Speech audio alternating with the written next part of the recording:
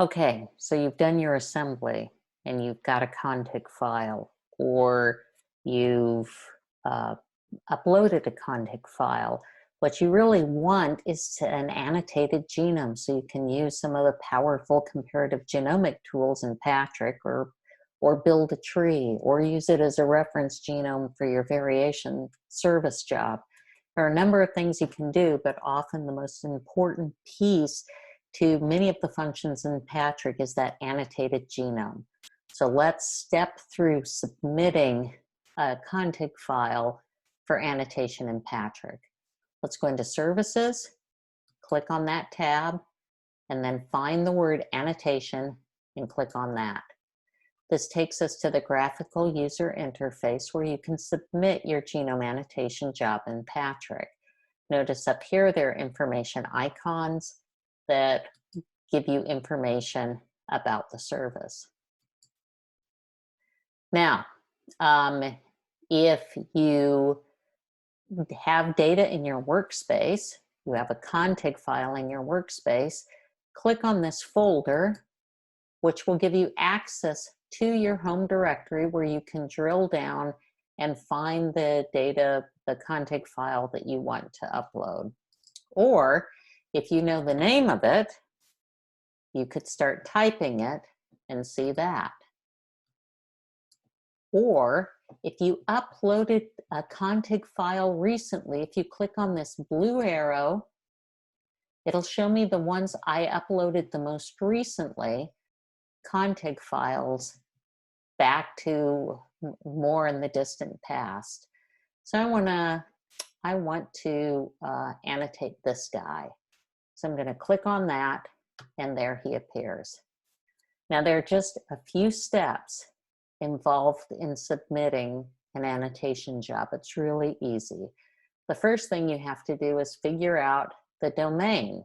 Well, I know that this is a bacteria, but you can also annotate archaea or bacteriophages. I know it says viruses, but these are bacteriophage genomes. PATRIC has a really awesome annotation pipeline for that, but just for bacteriophages, not for viruses. So let's click on bacteria. Next, we need to assign a taxonomic name for it. I'm going to mouse over this question mark. Now, you can annotate a genome and just call it bacteria, and you'll get a fine annotation. But PATRIC provides two different types of protein families. We have global families that cross the genus boundary. So if you annotate something just as bacteria, you'll have global families. But what we also provide for more in-depth fine-grain analysis are local families, which are the genus and below. So you really need a genus, at least the genus name, to get those local families. Let's say you don't know what the genus is. It's something new to you. Later on, I'll tell you how you can use PATRIC's taxonomic classification service to give you a hint of what the organism is. But for now, let's assign a taxonomic name.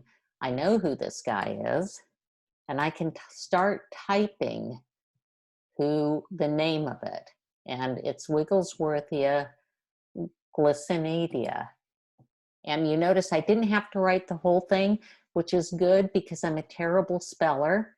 So I could click on it, and once I did that, it did the taxonomic ID as well. If I'd known the taxonomic ID, I could put that in, and then it would autofill the name.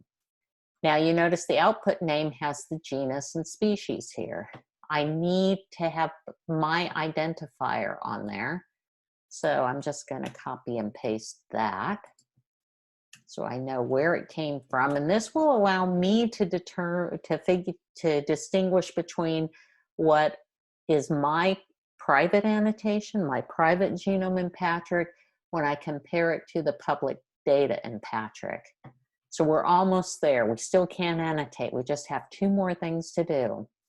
The genetic code used in the annotation service is an important thing to assign. So let's click on this down arrow here, And archaea and most bacteria get code 11. 4 goes to mycoplasma, spiroplasma, and uroplasma. And then there's 25 for the candidate division, SR1, and Gracillobacteria. Well, Wigglesworth is under most bacteria, so I'm clicking that. One more thing, well, 2 more things. We need to assign an output folder. Let's create a new one. If I wanted to create a new one, I could go in here and create a new folder by clicking here and create that. If I have a folder where I want to store it, like let's put it in a contig folder, and then I click OK.